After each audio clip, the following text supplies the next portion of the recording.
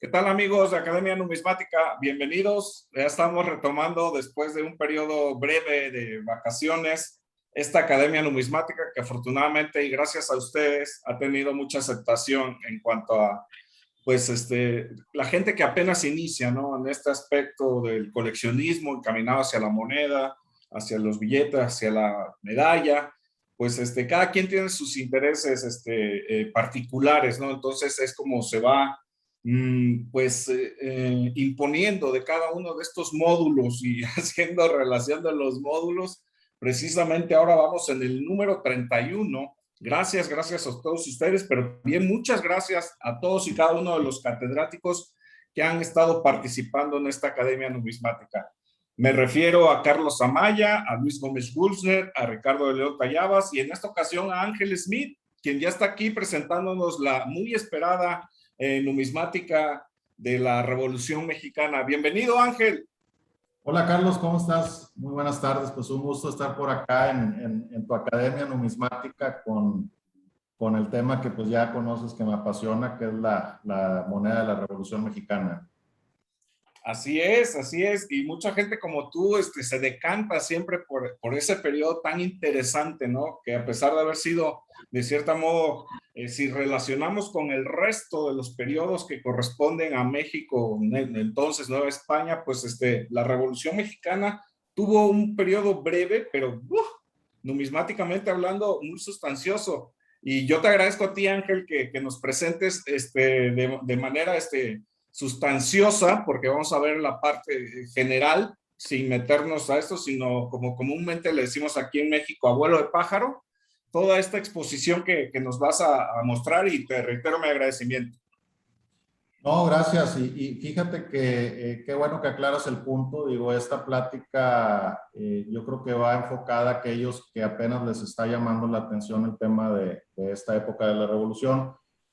Como bien mencionas, es en un periodo muy corto hay una riqueza grandísima de piezas, o sea, el número es impresionante, las piezas que se pueden conseguir para tan pocos años de acuñación, que inclusive le ganan a aquellas de los imperios, ya sea del primero, del segundo y algunas otras épocas de más o menos el mismo periodo de tiempo, pero que pues eran meramente acuñaciones oficiales, limitadas a las casas de moneda oficial, y no es el caso aquí de la Revolución, en donde hay un sinnúmero de emisores de moneda.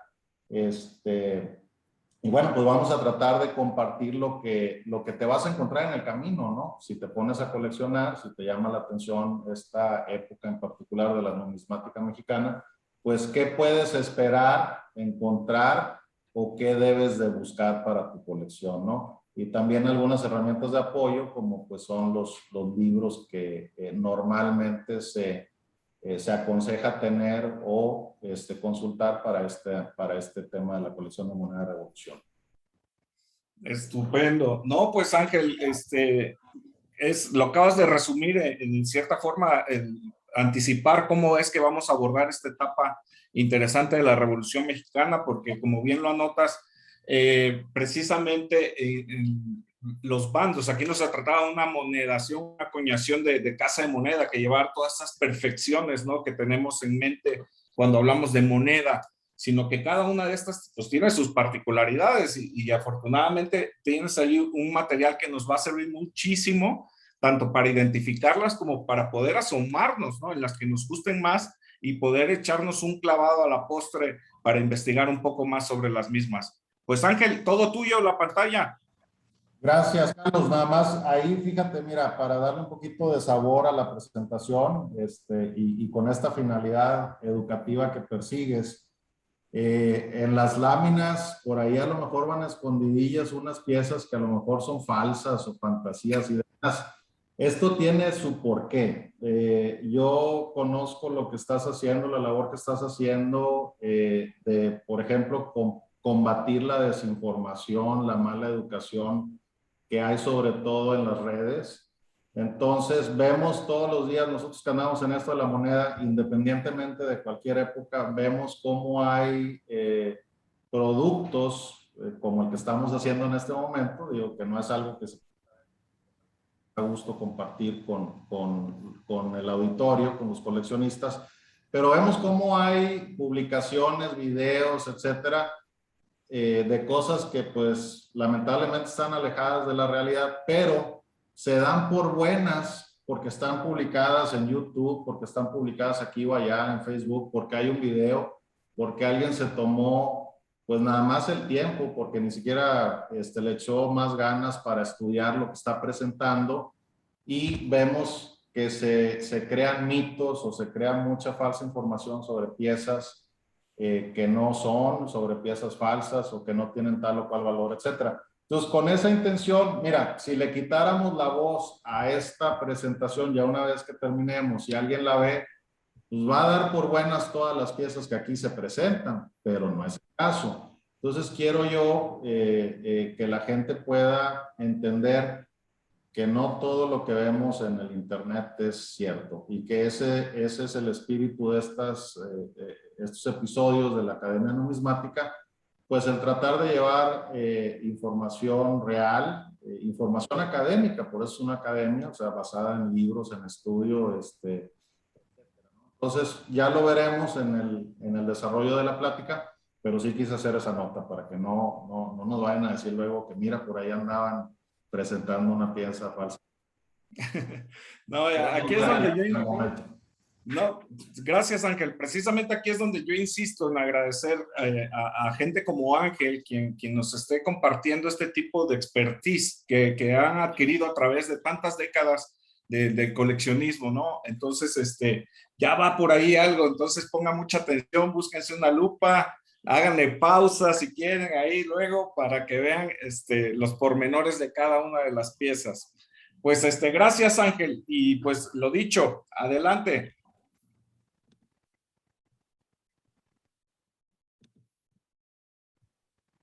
Muy bien. Ahí está ya.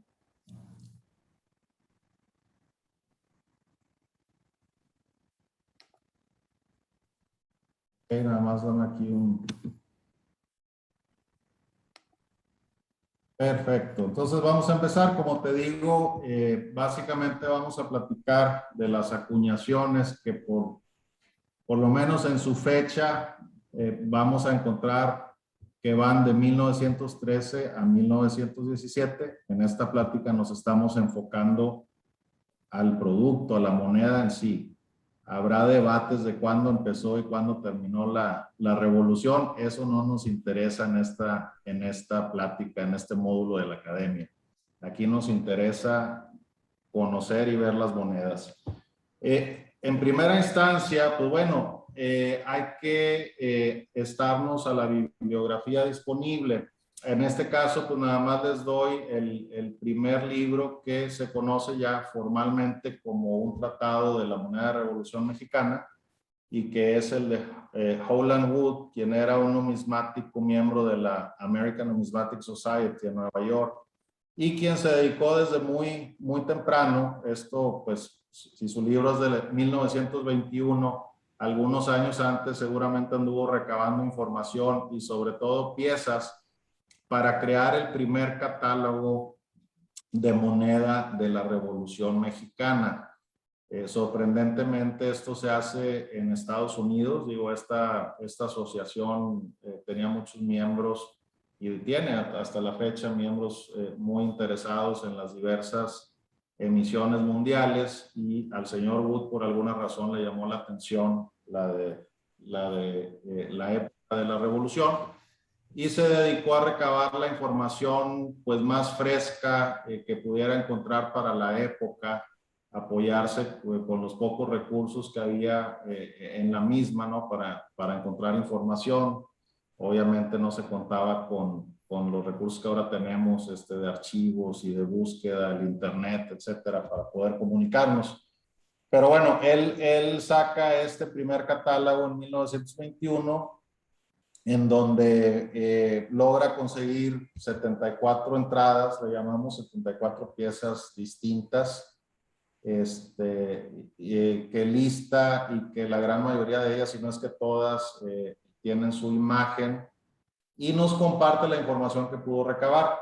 Ahora bien, en esa época la costumbre muy formalista para el estudio y catalogación de las piezas, pues era estarse a su emisión en cuanto a su orden cronológico, ¿no? Y fue lo que intentó en su momento, por ejemplo, pues decir cuáles fueron las primeras acuñaciones. Las ubican aquellas de Buelna y Carrasco de Sinaloa. Se piensan desde ese entonces que esas son las primeras emisiones de la Revolución Mexicana.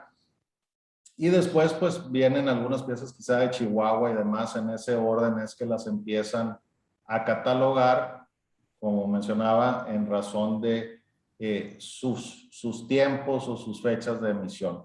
Ya más adelante vamos a encontrar que pues, esto representaba un problema, ¿no? Sobre todo un problema, pues, con monedas que ostentan el mismo año, pues va a ser muy difícil pues saber cuáles salieron primero que las otras, ¿no? Más cuando no hay documentación, no son emisiones oficiales, no se llevaba un archivo oficial como una casa de moneda central sobre estas emisiones en la gran mayoría de ellas, habrá algunas excepciones. Y bueno, ¿qué deciden hacer aquellos interesados en catalogar la moneda de la Revolución Mexicana? Pues ven que es más fácil hacerlo en orden alfabético.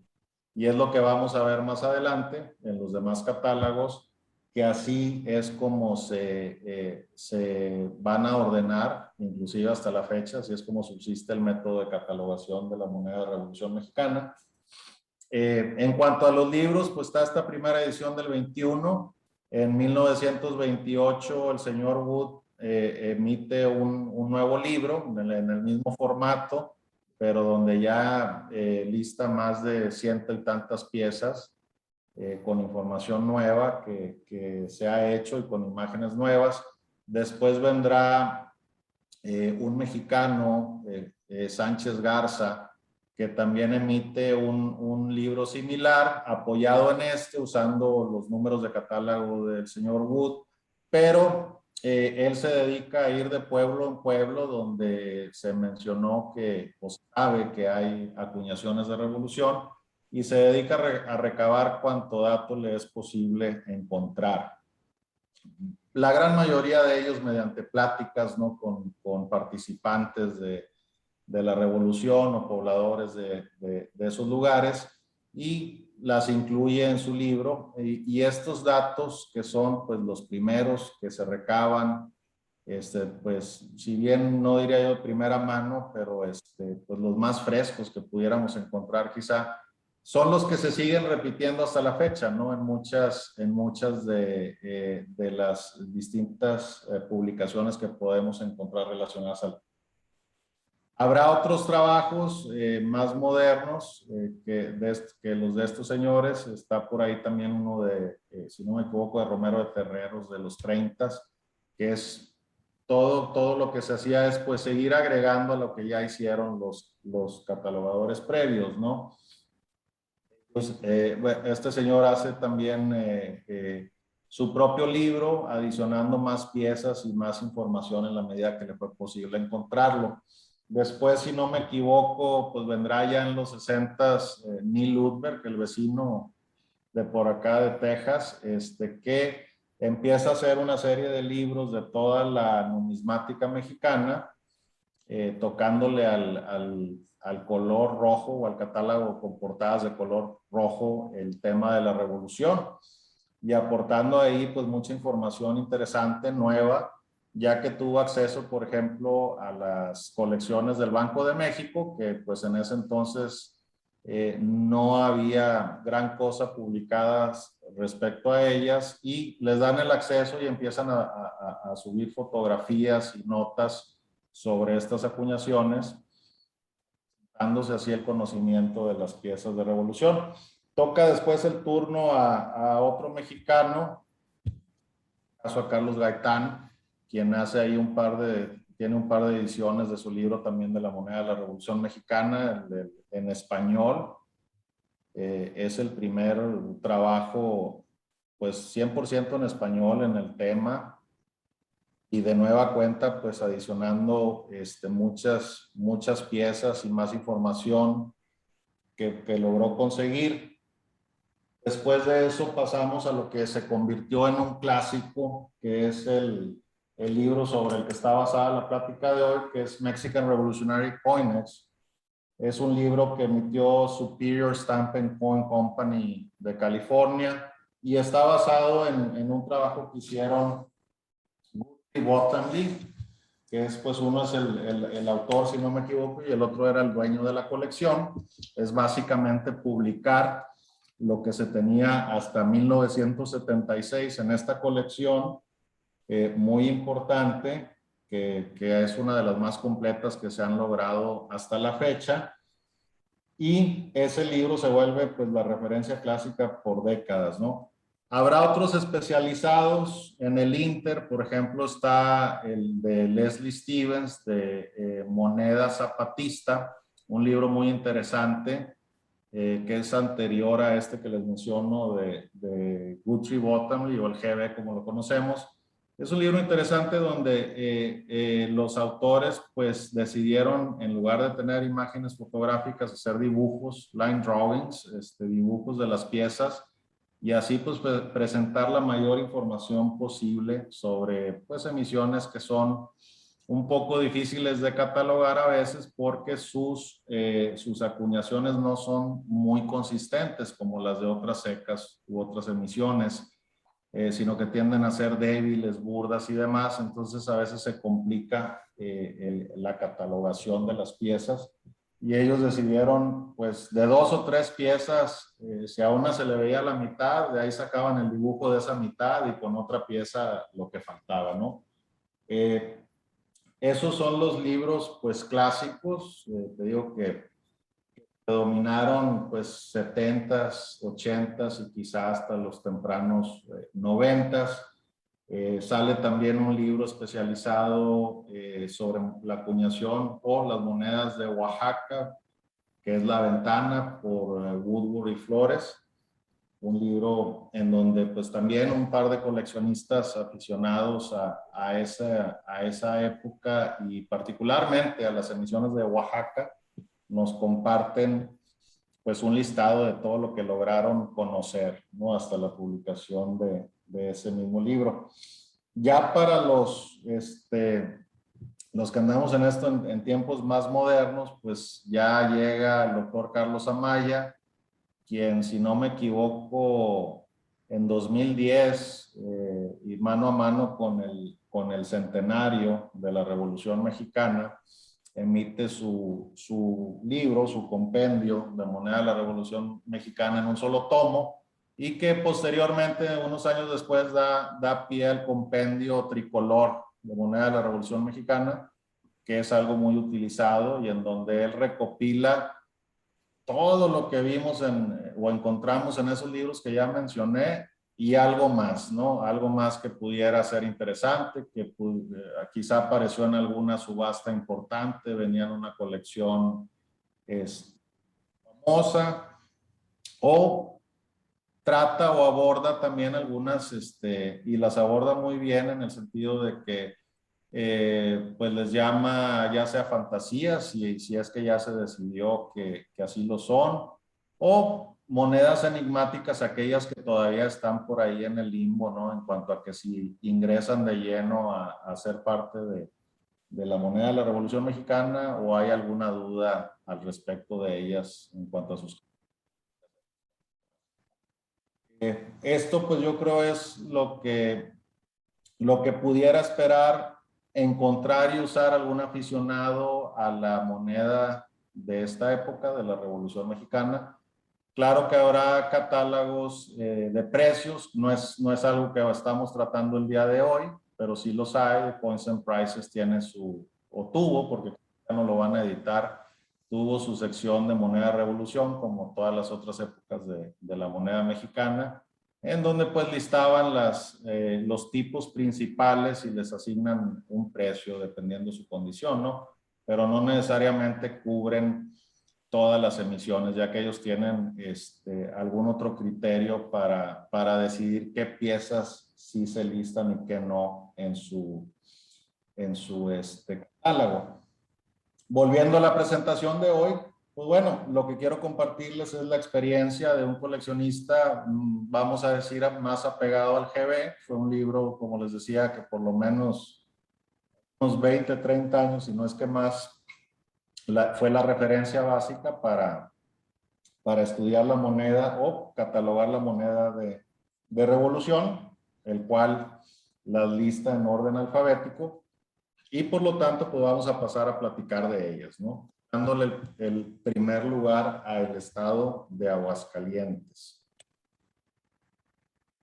En el estado de Aguascalientes, bueno, también hacer el paréntesis aquí, Carlos, ya tuviste oportunidad de tocar el tema histórico de esta y otras emisiones en otros módulos de la academia. Aquí nos vamos a concentrar a las monedas en sí, a qué podemos, como les decía hace un momento, buscar y esperar al entrar a coleccionar la moneda de revolución. En Aguascalientes nos vamos a encontrar con emisiones en denominaciones de 1 centavo, 2 centavos, 5 centavos, hasta la de 20 centavos. Ahora, ¿qué hace interesante o más interesante? Ya son interesante de entrada, pero ¿qué hace más interesante las emisiones de revolución? Prácticamente en todas y cada una de ellas vamos a encontrar variedades de troquel, de diseños, de cantos lisos contra cantos estriados y un sinfín de cualidades de estas amonedaciones que se alejan de una amonedación tradicional de una casa de moneda central. O sea, por ejemplo, para ese entonces la Casa de Moneda de México, pues sí, emitió monedas acuñadas con esos años, pero son, consistentes a lo que venían haciendo, a lo que se hacía para la época, para un país como México, y nada más, ¿no? En cambio, los revolucionarios tuvieron que recurrir a lo que hubiera, como hubiera, etcétera, para hacer dinero. Tan así que, por ejemplo, esta acuñación particular de Aguascalientes se menciona que se hace en los talleres del ferrocarril con herramental ahí hasta cierto punto improvisado, y nos da como resultado pues estas piezas, las que vemos aquí, que son en cobre, todas ellas troqueladas, y de las cuales vamos a encontrar diferentes variantes, pues no diría que prácticamente en todas sus denominaciones. Por ejemplo, en el centavo vamos a encontrar fecha chica, fecha grande. En el 2 centavos vamos a encontrar que hay con el 2 recto, en la forma del 2 en su frente, como con el 2 curvo. Los 5 centavos presentan diferente sombreado en el número y algunas otras diferencias. Igual el 20 centavos, también diferentes tipos de águila, muy notorias, y algunas otras diferencias que hacen muy interesante el coleccionismo de estas piezas. Luego vienen como esta, inclusive piezas que aparecen con una factura o manufactura fundida. Esta pieza que acaba de subir, este 20 centavos, aquí da la vuelta, es una pieza elaborada bajo el método de fundición. Ya quedará a estudiar el por qué, digo, no es algo que está 100% claro por qué si tenías la habilidad de acuñar monedas, tenías las que se recurrió a emitir o por qué existen monedas fundidas. Estas piezas fundidas se conocen en las piezas de 20 centavos y en las de 5 centavos. Y quizás se mencione por ahí a lo mejor alguna de 1 centavo, pero es cuestión de revisar las referencias. También en esta acuñación de Aguascalientes podemos encontrar como estos ejemplares del centavo y 20 centavos acuñados en plata, que se menciona que fueron algunos juegos de presentación, 50 se dicen en algunas referencias, 50 juegos de presentación que se hicieron acuñadas en plata para presentarles a algunas autoridades. Vamos a encontrar que si bien no se dan todos los tipos que existen en cobre, no se dan en plata, sí hay al mismo tiempo variedades. Por ejemplo, el centavo lo encuentras en sus dos variedades, fecha chica y grande, acuñado en plata. El 20 centavos en por lo menos 2 variedades de águilas, anverso y reverso, acuñados en plata. Oye, Ángel, ahorita ahí que pusiste la de 1 centavo, si nos podemos regresar, por favor. La de plata, esa. Hay gente que ha emitido, incluso cuestionando, ¿no? O sea, su opinión en el sentido de cuestionar la existencia de esta pieza porque se les hace algo ilógico que se haya acuñado 1 centavo, o sea, la fracción más menuda que puede haber, bueno, que pudiera haber en ese entonces, 1915, en plata, ¿no? Pero tú ya nos acabas de dar más o menos la respuesta del porqué de esta existencia, ¿no? Así es, digo, tiene, como bien lo mencionas, no hace lógica que acuñes en plata. Muy seguramente el valor del metal en sí rebasaba el centavo como tal, ¿no? En el mercado, y no hacía mucho sentido hacerlo así, tan así que alguien lo pueda refutar como una emisión legítima. Pero va de la mano con lo que se dice, por la tiene de que pues se hicieron algunas piezas de presentación. Ahora, si nos vamos a la historia numismática, no solo de México, pero pues básicamente en general, las piezas de presentación tienden a hacerse en un metal distinto al de emisión, y casi siempre funciona así, a la inversa. Si el metal de emisión es un metal barato, vamos a decir cobre, hace su en un metal precioso, y viceversa. Las monedas de oro hacen su presentación en un metal económico, en cobre, por darte un ejemplo, ¿no? Entonces, Sí. cuadra el tema de que sean de presentación, y al mismo tiempo, pues bueno, hay que escuchar a las piezas, ¿no? Están las piezas en sí. Las piezas están con todas las características de la época, de los troqueles, etcétera. O sea, no hay duda en cuanto a eso con el simple estudio de ellas, ¿no? Entonces, Claro. son legítimas. Aquí vemos inclusive esta de 20 trae ahí unos golpecitos y demás, o sea, que por ahí anduvo ya sea circulando, o que pues cumplió su propósito, ¿no? Fue dada en presentación a alguna de las autoridades, y pues ahí se trajo como recuerdo, ¿no? Hasta llegar a nuestros días. Así es. Y solamente un complemento más, si me permites, es que Claro. tenga mucho cuidado porque han aparecido piezas de cobre blanqueadas, ¿no? O sea, como que les dan un baño ahí de plata o de cierto metal para hacerlas Sí, parecer de plata, de metal plata, pero ahí es donde incide esa parte que corresponde a pesar las piezas, ¿no? Obviamente el cobre es mucho más ligero que la plata y pudiera ser una orientación al respecto. sí, fíjate que tocas un muy buen punto. Algunas de estas emisiones, particularmente de Aguascalientes, son actualmente algo escasas para el coleccionista, y empiezan a surgir o han surgido piezas que no cuadran con lo que ha sido normalmente aceptado, ¿no? Por ejemplo, si tú me dices hasta ahorita un 20 centavos de plata fundido, casi nadie, digo, no sé quién te lo va a dar por bueno, honestamente. Pero fíjate que los de cobre sí los damos, esos sí los damos y los coleccionamos, o sea, es lo curioso de esto, ¿no?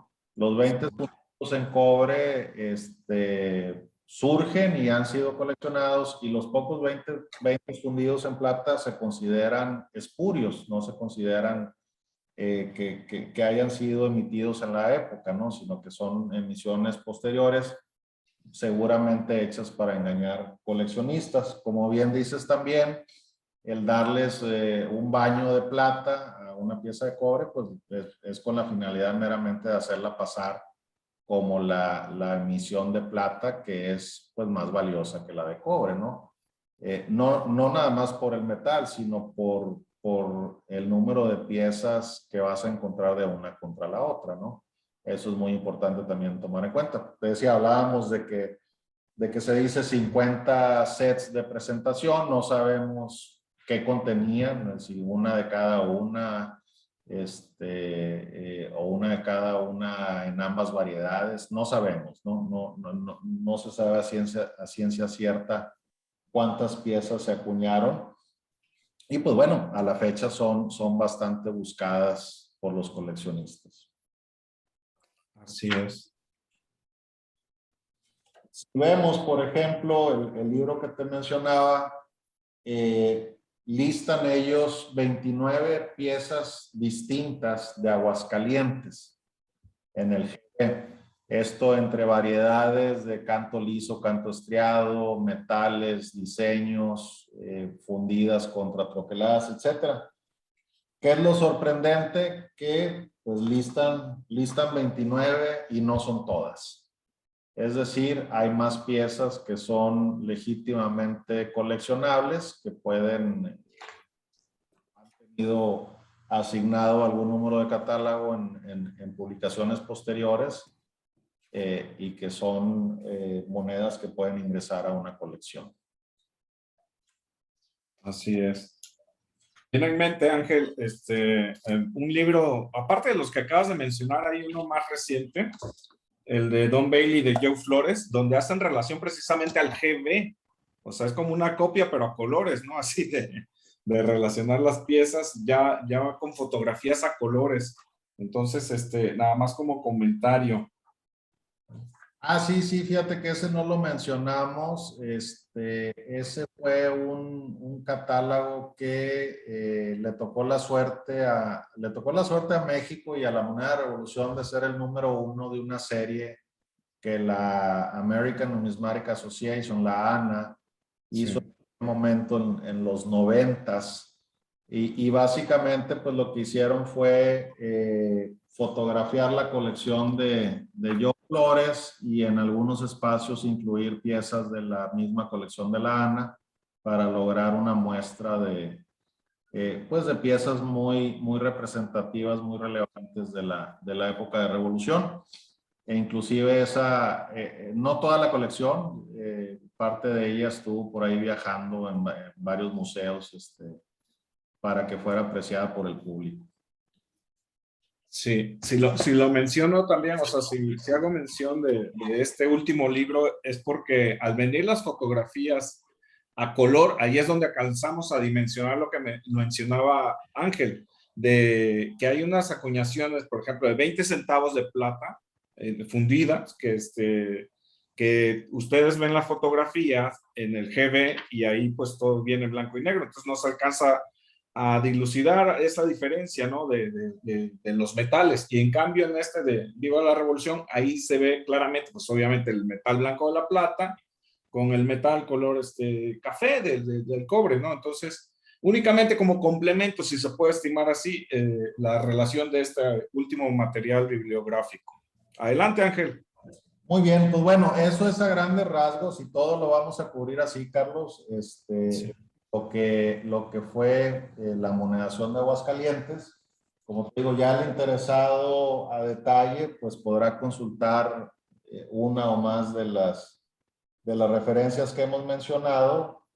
Bueno, también no nada más consultarlo, invitamos a asociarse, ¿no? Asociarse ya sea local, nacional o internacionalmente, alguna sociedad numismática y con colegas que tengan conocimiento, que son pues las fuentes ideales, ¿no? Para buscar y encontrar más conocimiento sobre esta y cualquier otra acuñación. Qué bueno que mencionas esto, Ángel, porque precisamente hace poco, o sea, cuestión de días, se acaba de constituir legalmente la Sociedad Numismática de Aguascalientes. Entonces, ya tienen tarea por ahí para echarse un clavado. Sí, fíjate que vi tu plática con ellos, de hecho, vi que repasaron las piezas de Revolución. Tienes razón, pues un saludo a ellos y felicidades por hacerlo de esa forma, ¿no? Con formalidad, con el espíritu de acrecentar los conocimientos, ¿no? Así es, felicitaciones nuevamente. Bueno, de ahí, siguiendo estrictamente el orden alfabético, ya no el cronológico, Carlos, le toca a las emisiones del estado de Chihuahua. Perfecto. ¿Okay? Aquí no voy a seguir un orden particular en cuanto a las denominaciones y piezas. Esta que te presento es un 50 centavos de 1914 del estado de Chihuahua, emisiones pues consideradas villistas, netamente. Sí. Y esta pieza es algo difícil de conseguir. Se menciona en algunos libros, como el de Wood, por ejemplo, que circuló, pero yo creo que en virtud de su limitada disponibilidad, se le considera más que nada como una prueba, ¿no? Algo que quedó como prueba de algo que se pretendía emitir y hasta ahí llegó. 50 centavos de Chihuahua. Misma suerte corre este 5 centavos con el numeral romano. Son piezas un tanto difíciles. Las vas a encontrar desde nuevas hasta circuladas, pero de estas también se estima que fueron pruebas en virtud de su reducida existencia, ¿no? A la fecha. Cosa, te digo, es como que fue la manda en moneda de revolución. No importa cuán rara sea la moneda, en la gran mayoría de las veces. O sea, tú dices, oye, la rara, no, pues de la rara hay dos variedades. Y como ejemplo están estas dos piezas que acabo de mostrar. El 50 centavos se conoce con canto liso, con canto estriado. Hay algunos bañados en plata que se consideran de origen. Este 5 centavos se puede encontrar con las letras del grabador como MS, Manuel Sevilla, o como SS, que pues, no sé si fue algún error ahí a la hora del grabado y luego se corrigió. Pero bueno, por lo menos tienes dos variedades en dos piezas difíciles. Luego de aquí aparece en su pantalla una de las piezas quizá de las más comunes de esta época y las que ya muchos aficionados deben de haberse topado con una de ellas. Una pieza, como les decía, muy común, fácil de conseguir, relativamente económica, y es el 5 centavos del estado de Chihuahua. Estas piezas se acuñaron en 1914 y 1915, duró 2 años su acuñación. Ahí los tenemos una y otra en cada lado de la primera línea. Y estas son todo un reto. A la fecha se catalogan, dependiendo del autor, pues algo así como 52, 53 diferentes variedades que puedes conseguir. O sea, piezas totalmente distintas, obviamente con maridajes o combinaciones de troqueles. Y puedes, si quieres, así hacerlo, dedicarte a coleccionar única y exclusivamente los 5 de Chihuahua. Y vas a poder lograr una colección de 50 y tantas piezas. Aquí abajo acaba de dar vuelta quizá la más famosa de ellas. Esta es la primerísima que se emitió. Y podemos ver cómo al lado de la fecha los adornos difieren de las que tenemos arriba. Esta es la que le llaman de moñito o esos diseños asemejan una corbata de moño. Como les digo, hay varios motes ahí para el diseño, y es una pieza muy buscada también por los coleccionistas. Pueden ver las roturas que muestra, las roturas de troquel. Hay unas grietas ahí impresionantes. Y por eso mismo es que muy seguramente los troqueles no duraron mucho tiempo. Se rompieron, era la norma en esta emisión que empezaran a partirse, sobre todo donde está la fecha, por alguna razón, y por su propio diseño. Muchas letras muy cerca del listel. Entonces, como que eso ocasionaba que rápido se fueran agrietando los troqueles y se tenían que hacer nuevos, dándonos pues todas estas variedades distintas que nos encanta perseguir hoy en día. También en esa emisión se da una pieza de 10 centavos en menor cantidad. Ahí apenas se catalogan algunas 4 variedades distintas que se pueden conseguir. Y también se dan tanto para los 5 como los 10 acuñaciones en cobre o en latón. Hay una moneda, no es esta, digo, esta es meramente ahí, les quise compartir una medalla muy bonita. ¿Por qué cabe aquí o qué relación tiene? Pues bueno, está grabada por Manuel Sevilla, ahí podemos ver su firma abajo de la efigie de Pancho Villa. Y esa misma firma la vemos en esta otra del 5 romano, el MS, pues corresponden al grabador, que fue el que le tocó hacer algunas piezas de la época, como por ejemplo uno de los lados del peso del Ejército del Norte. No vemos aquí otra prueba que también cabía en esta serie de los 5, 10 y 50, que es la de un peso de Chihuahua. No miento, mira, sí, aquí está en los extremos.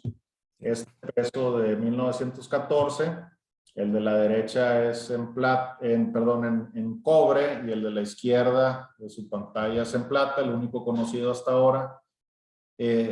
También, pues ese sí se quedó, no diría que en el tintero, porque ahí están las piezas, ahí están acuñadas, pero no fue una emisión regular. Sin embargo, era una pieza muy bonita y que pues sí se colecciona, ¿no? A los que nos gusta esto de la moneda de revolución. Abajo vamos a ver, siguiendo la misma línea, estamos viendo 2 pesos del Ejército del Norte.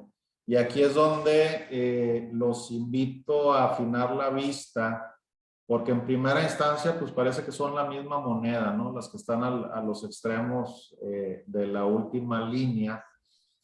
Pero, por ejemplo, si vemos el de la izquierda, vemos que abajo del moño aparece M. Sevilla, mientras que en el otro no. ¿Qué pasó aquí, Carlos?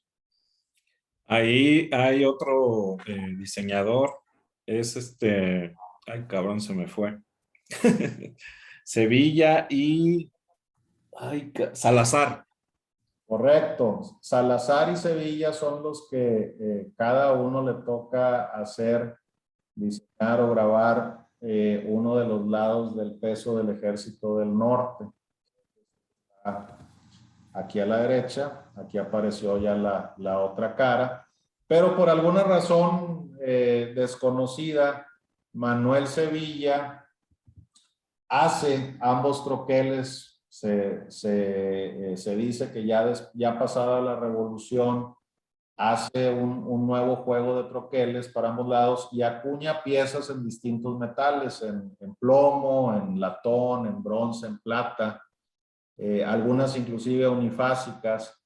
Y bueno, pues quizá era una muestra de su trabajo, souvenirs, no sabemos, pero son altamente coleccionables, y esas son las que se les denomina el peso Sevilla-Sevilla, porque trae la firma del grabador, del mismo grabador, por ambos lados.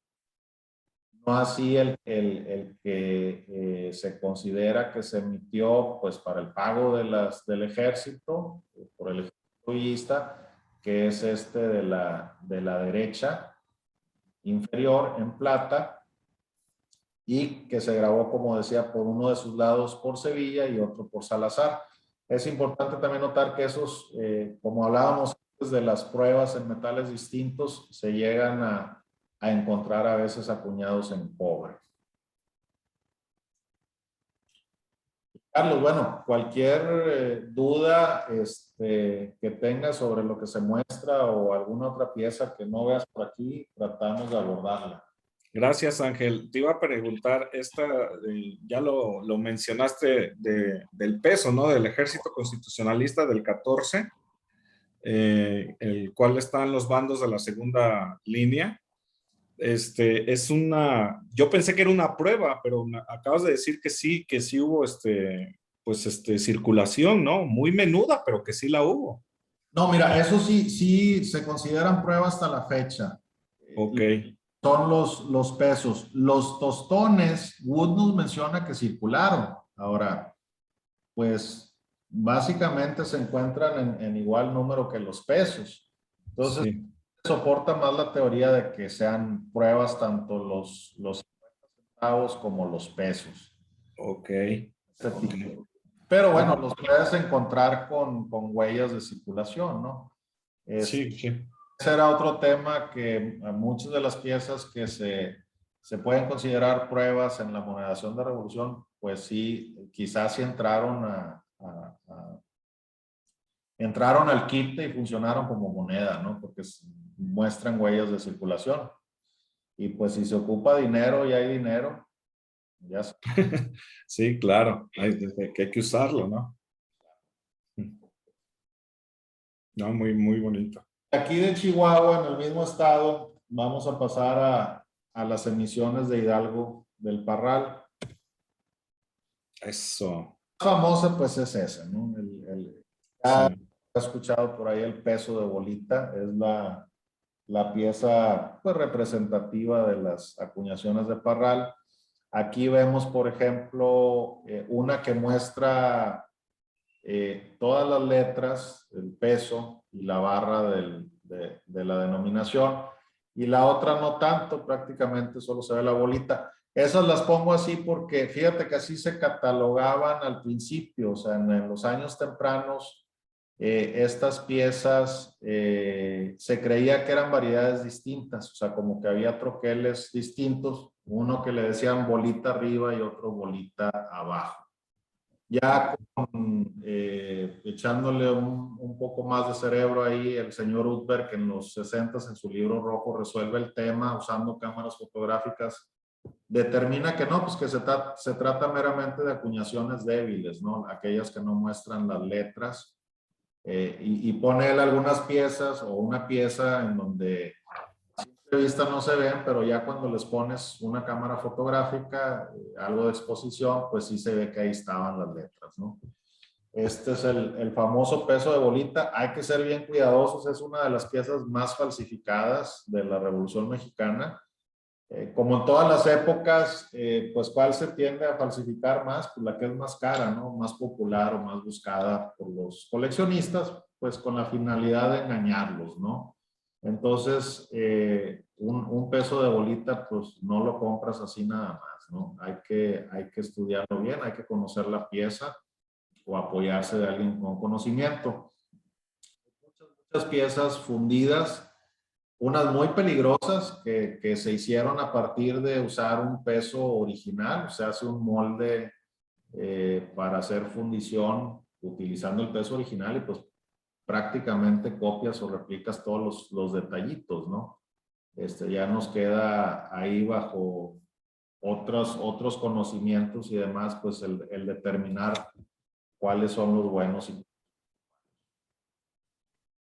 en Parral también salen estas monedas muy interesantes, esta de denominación de 2 centavos, fechada en 1913, muy peculiar porque pues ve la hechura de los números, las letras, todo prácticamente grabado a mano. Y luego aquí, por ejemplo, vamos a ver algo que a lo mejor muchos ya se toparon, ese 50 centavos. Es por ahí Ese, al tostón ese, Carlos. no, pues ese tostón está raro. Ese tostón que a todas luces lee 50 centavos Parral, pues resulta que no es una fantasía, es una de las llamadas fantasías de Tlaquepaque. Ya tienen décadas en el mercado invadiéndonos y confundiendo a los aficionados. Esto es de lo que te hablaba al principio de la plática, ¿no? De la diferencia de voltear a ver información en internet y pues nada más ver una mera imagen o que te compartan conocimiento sobre lo que estás viendo. En este caso, esa moneda que acaba de aparecer de 50 centavos no es más que una fantasía hecha a partir pues de una emisión que sí fue de las fuerzas constitucionalistas de H. del Parral. Esta que acaba de aparecer sí es el 50 centavos real de Parral, y vemos por ahí, digo, ni siquiera se parecen, meramente pues trataron de hacer una burda fantasía con leyendas que corresponden, leyendas, la fecha y la denominación que corresponden a una emisión real. Ángel, si me permites aquí, quiero agradecerte que hayas hecho este tipo de presentación con estas eventualidades, porque precisamente hay mucha gente que dice, ¿y cuándo nos van a explicar lo de las falsas y no sé qué? Y es aquí donde, pues visualmente, pues hacemos esta precisión y esta referencia, ¿no? Hay gente que en internet, ya lo indicaba Ángel al inicio de esta charla, de esta academia, de este módulo, que en YouTube suben cualquier cantidad pues de marrullerías, ¿no? Con tal de allegarse de foco de atención o de hacer una venta desleal, ¿no? Entonces, esta luego que acaba de precisar Ángel, que es 50 de parral de cobre, que en realidad es una fantasía, no existe. Luego hay gente que dice, sí, es que es una variedad no catalogada. Y ya con eso, quienes inician en este ámbito, pues dicen, Dios mío, me voy a hacer de esta oportunidad, ¿no? Y ahí van y desembolsan y pues adiós, compraron una fantasía de Tlaquepaque.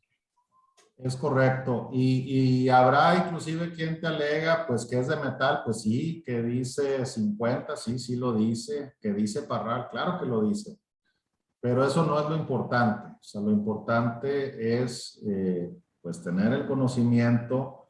Te digo, estas piezas, para los que ya tenemos algo de tiempo en esto, son relativamente fáciles de distinguir. Hay de dulce, de cuerpo, de lo que quieras, ¿no? He hecho infinidad de fantasías de producción.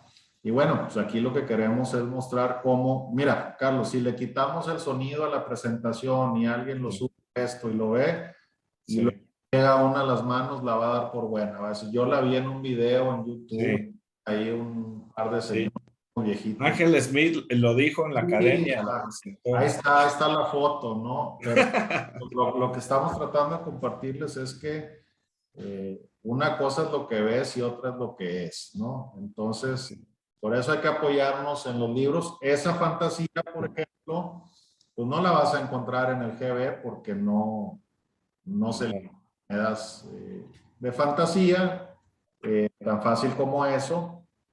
Y muy seguramente, 100% seguro en el Amaya, pues viene propiamente identificada como lo que es, como una fantasía. Luego, digo, ya regresando a la monedación, teníamos este peso de bolita que a lo mejor presentó algunos problemas, pues como son evidentes de que no salía toda la leyenda, etcétera. Y vemos que sale otra emisión posterior que ya es más fácil de conseguir para los coleccionistas, donde inclusive en este lado del troquel, si no me equivoco, lo que hicieron pues fue retrabajarlo, ¿no? Para afinar el detalle y demás. Es decir, parte del troquel del peso de bolita, pero ya retrabajado. Y vemos aquí ya un diseño un poquito distinto, ¿verdad? Siguiendo la misma línea, pero ya el uno solo con la palabra peso del número y la guirnalda. Y este es el peso H del parral, es el que normalmente puede uno aspirar a conseguir para una colección Exactamente, el más asequible. Ya aquí el uno ya lo vemos en la parte superior, ya un poco más centrado, y debajo, ya no en medio del uno, como era antes con la bolita, sino debajo del número, la palabra peso como tal. Así es. Y bueno, falta aquí, digo, no la tenemos, pero también se conoce una pieza muy rara de Hidalgo del Parral, o se atribuye a Hidalgo del Parral. Es una prueba, prácticamente se le considera así porque hay apenas algunas 3 piezas conocidas.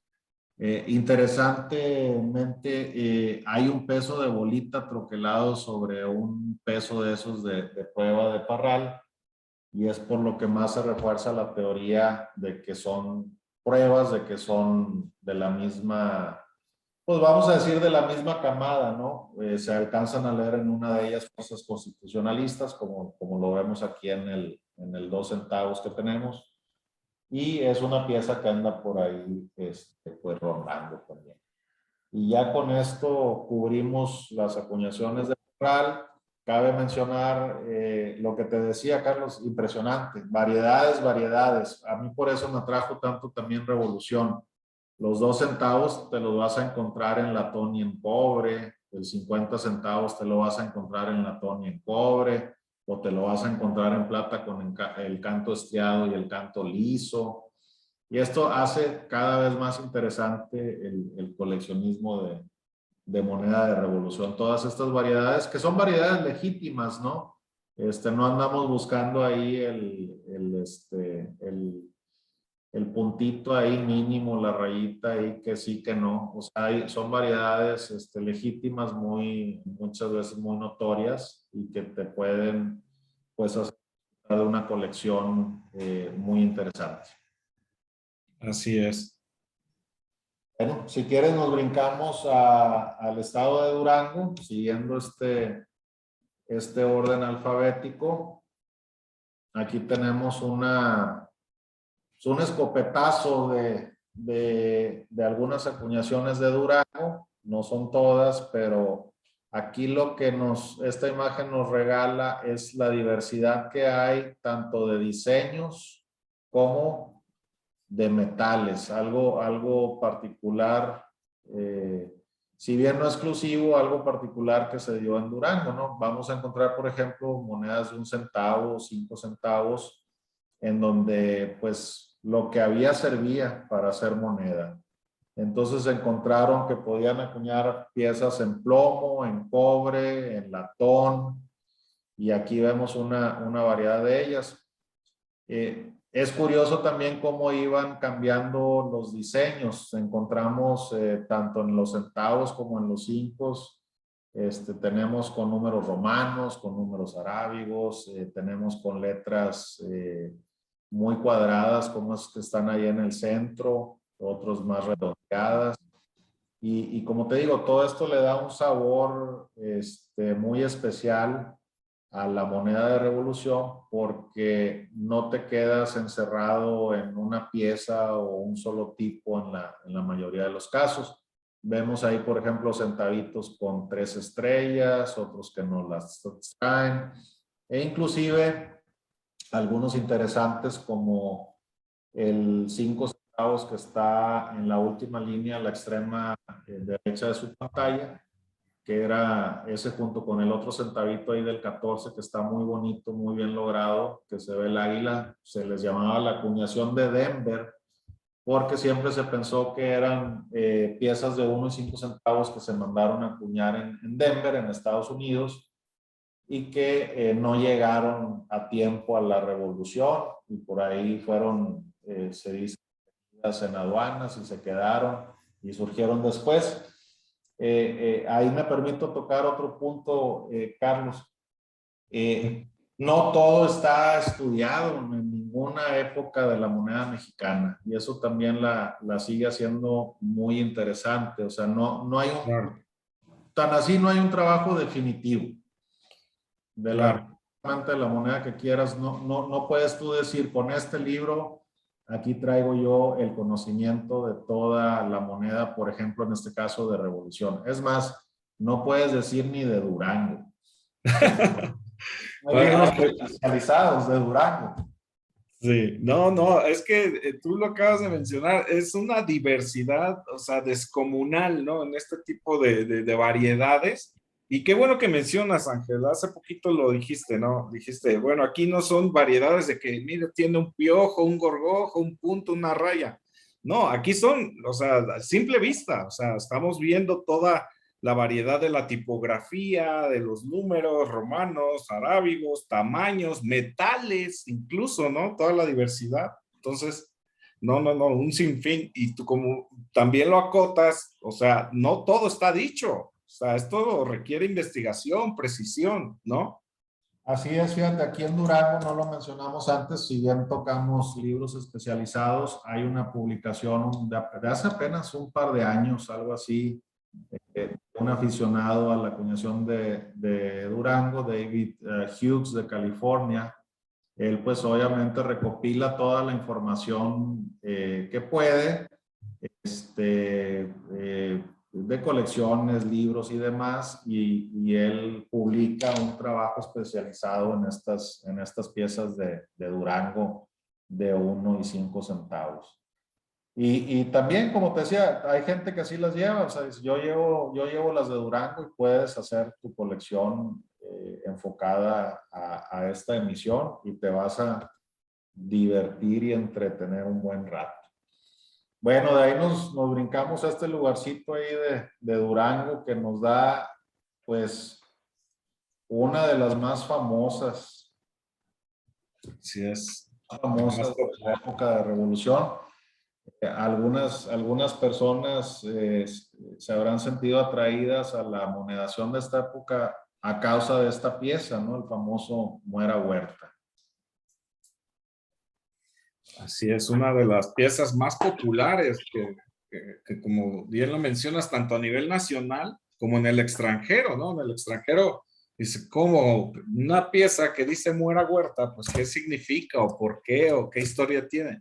Y es ahí donde incide el echarse el clavado a explicar el vínculo correspondiente, ¿no?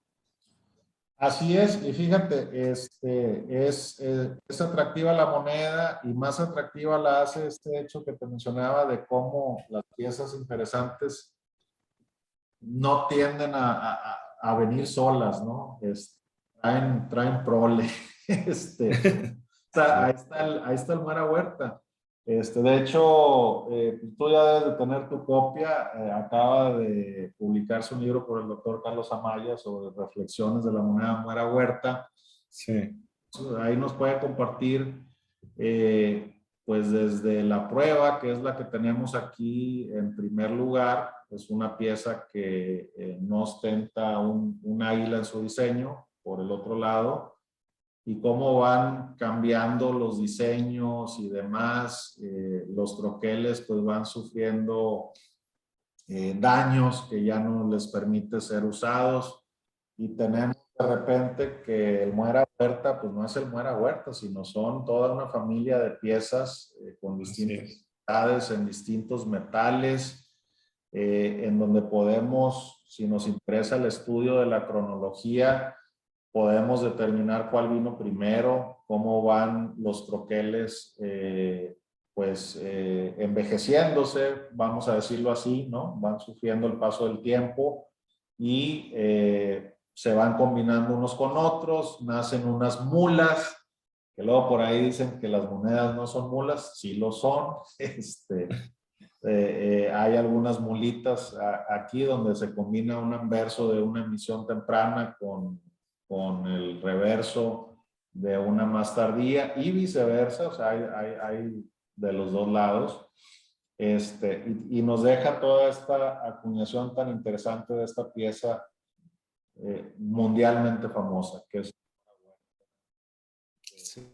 Aquí, qué bueno que lo relacionas, el reciente libro de Carlos Amaya, amigo en común, a quien le mandamos un fuerte abrazo y felicitación, porque precisamente aquí, ahora sí que expulga, o como decimos aquí en México, de cebra, toda la historia que hasta este momento, también lo mencionó Ángel hace poco, está investigado, pero aún puede haber más. Entonces aquí la felicitación correspondiente para Carlos Amaya, donde hace un estudio acucioso de esta moneda tan atractiva para muchos coleccionistas.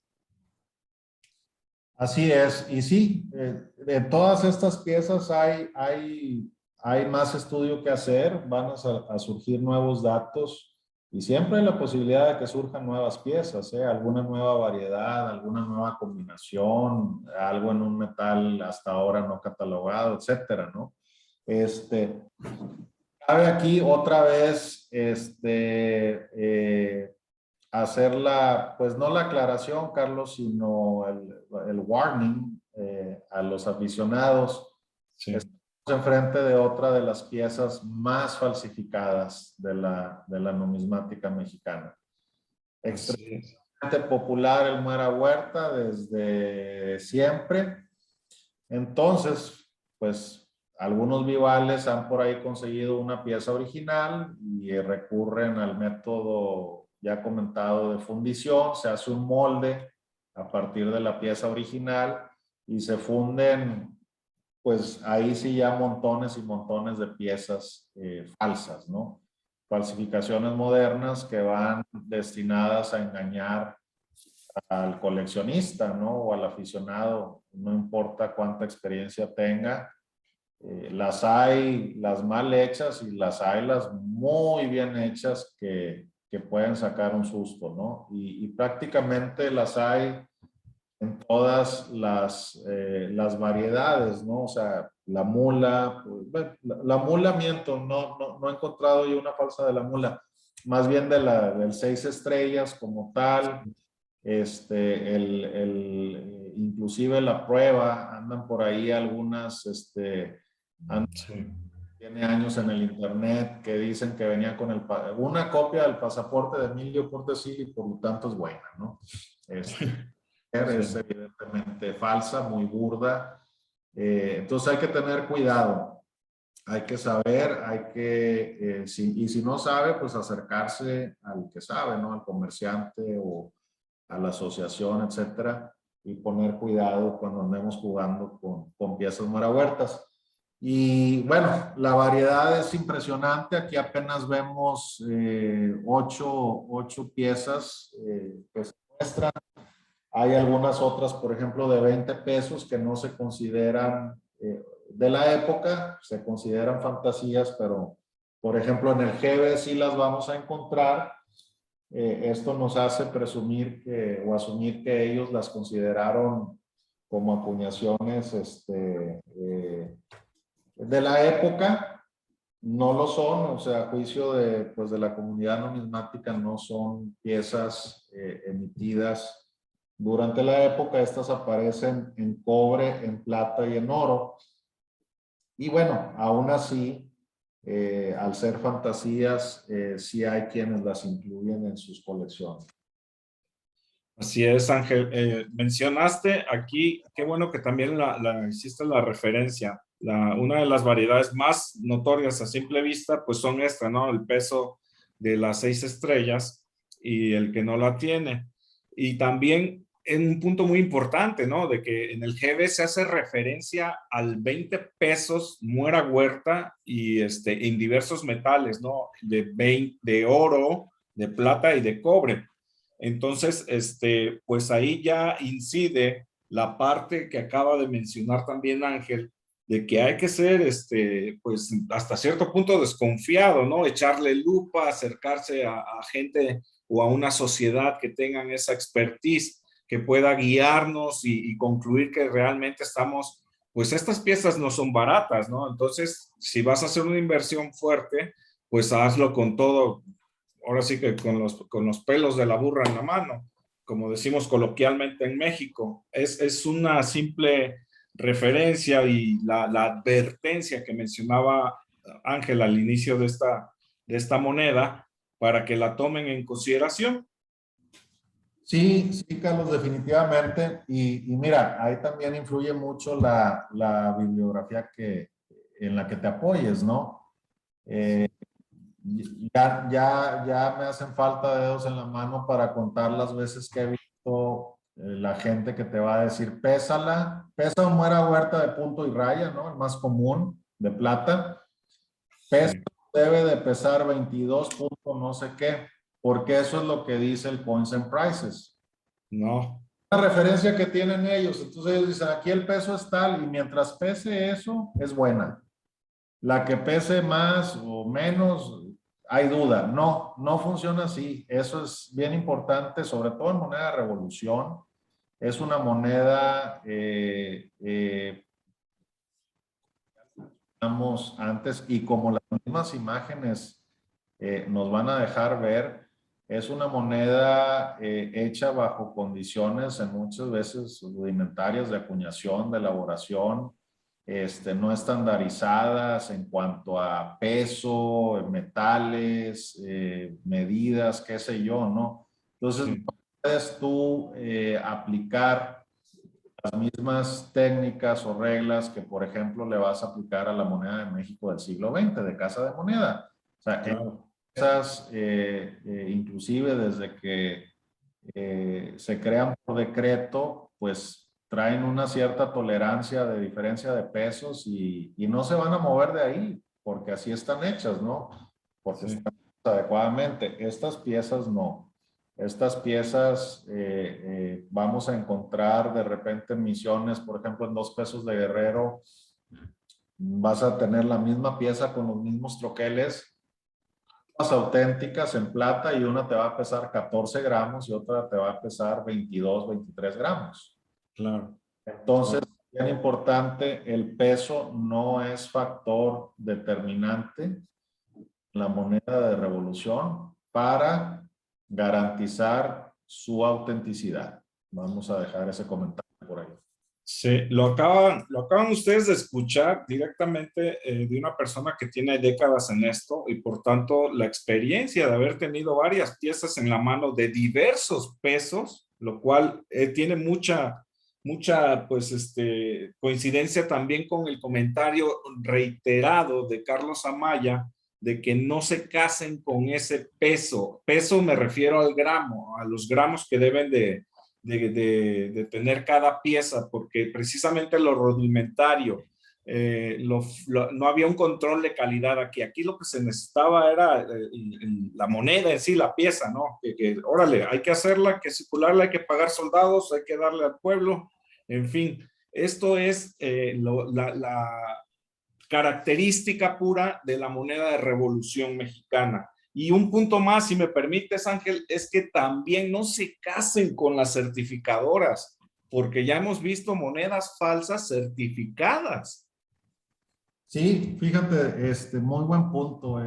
Y de todos los niveles, Carlos, o sea, anda por ahí un 60 pesos de cobre de Oaxaca certificado. Entonces ahí, digo, ese es un balazo de cañón, ¿no? Si alguien se casa con lo que dice el plástico y lo compra, pues está cometiendo un error muy grave. Y así hay muchas piezas de todas las épocas y muy particularmente de Revolución que lamentablemente no han sido detectadas como lo que son, ¿no? Como piezas falsas. He visto inclusive algunas alteraciones muy burdas que logran pasar la certificación. Entonces, pues ahí tenemos que estar a la experiencia, sentido común, apoyarnos con otros colegas, etcétera, ¿no? Para evitar algún error en la compra de alguna pieza. Ahora, mencionaba antes, habrá las enigmáticas donde no nos ponemos todos de acuerdo, pero bueno, esas se ponen en ese cajón, ¿no? Sí. Y habrá las que, pues básicamente todos, o la gran mayoría estaremos de acuerdo en que no son piezas genuinas de la Revolución Mexicana. Así es. Y ya para concluir este círculo, aquí este tipo de moneda revolucionaria es lo que hace que muchos, me cuento entre ellos, pasemos del coleccionismo a la propia numismática, al ponernos a investigar de tal manera que nos metamos a los libros, a los archivos, nos acerquemos a las sociedades, a los compañeros que tienen un poquito más de expertise. Entonces eso es lo que va haciendo que se divida, ¿no? A la persona, y no está mal, ¿no? Porque hay de todo. La persona que sea como coleccionista de un álbum de estampitas. Ah, me falta un Muera Huerta, ya lo tengo, pum, ¿no? Oye, ¿qué variedad es? No, pues no sé, no tengo idea, ¿no? Pero ya tengo mi Muera Huerta. Ok, está muy bien, pero hay gente que luego nos decantamos por decir, oye, mira, pues, o sea, de este Mora Huerta, hay el que mencionaba Ángel como ejemplo, ¿no?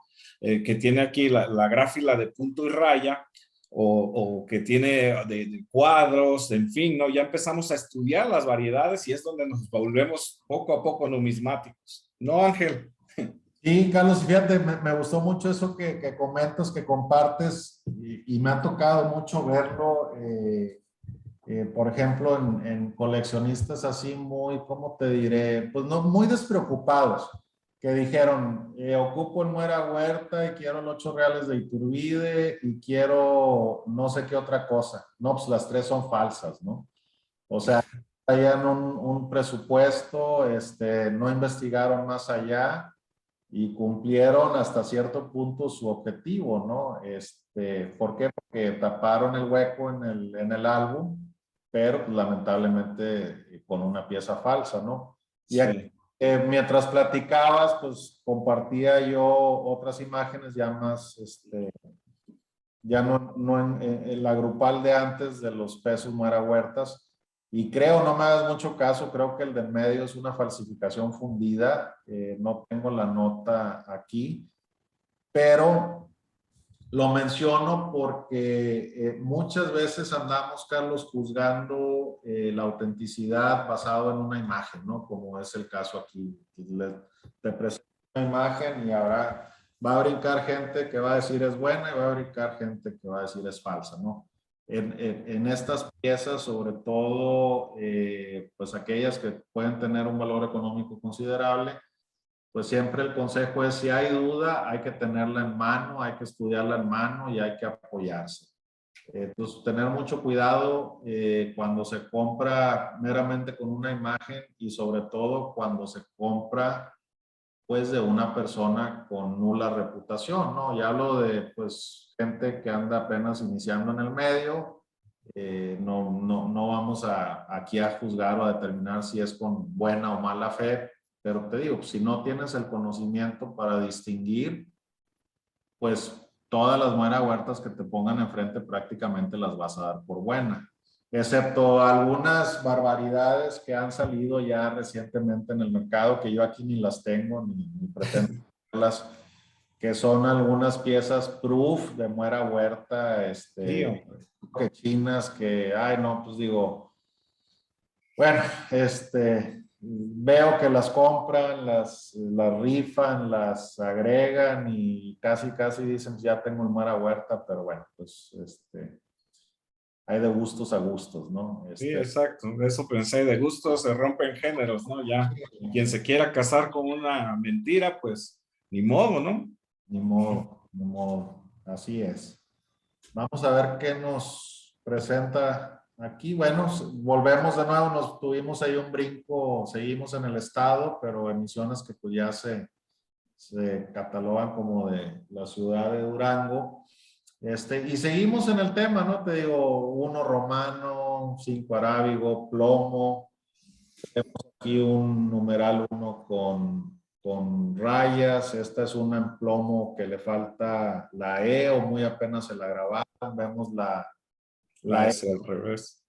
retrograbada o retrógrada, como sea. Muy con el sabor de la época, ¿no? Se decidía, por ejemplo, aquí vemos, pues había que hacer un centavo que dijera un cent y una guirnalda y pues no le voy a llamar artista, el grabador, pues se ponía a trabajar y a ver qué salía como resultado, ¿no? Sí.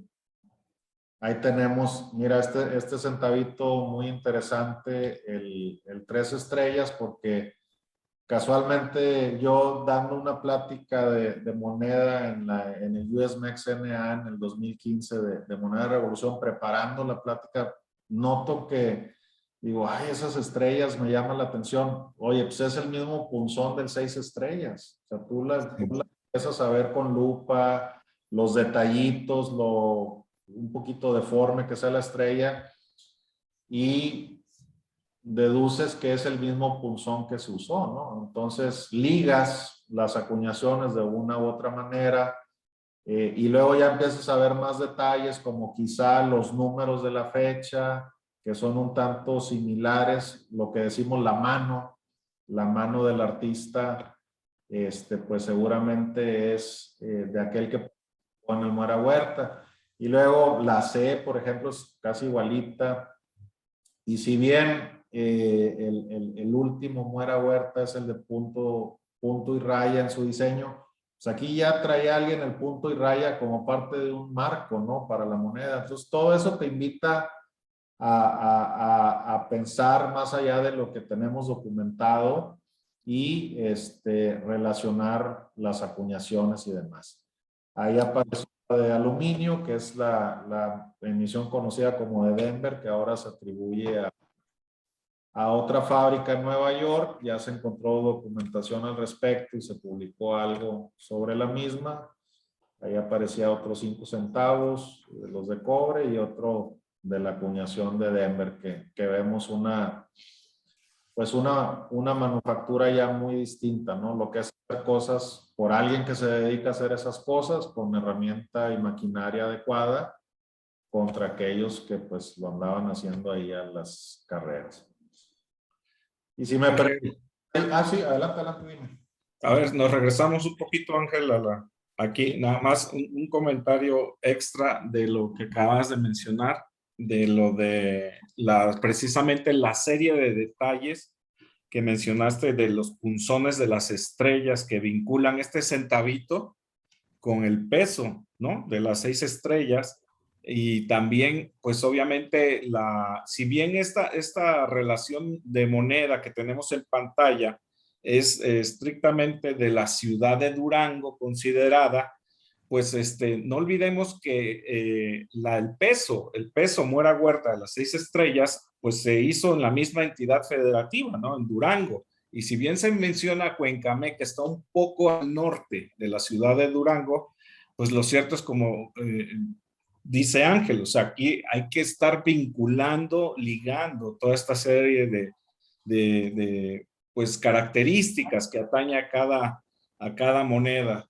Y pues Ángel, aquí lo vamos a dejar en esta ocasión con Durango, vamos a dejar picados a nuestros amigos de la Academia Numismática. Muy bien. Pues bueno, Carlos. Y ya por ahí asomaste lo que viene en el próximo módulo, que es Guerrero. Ya se vio que viene Guerrero, sí. Seguimos en el siguiente con Guerrero.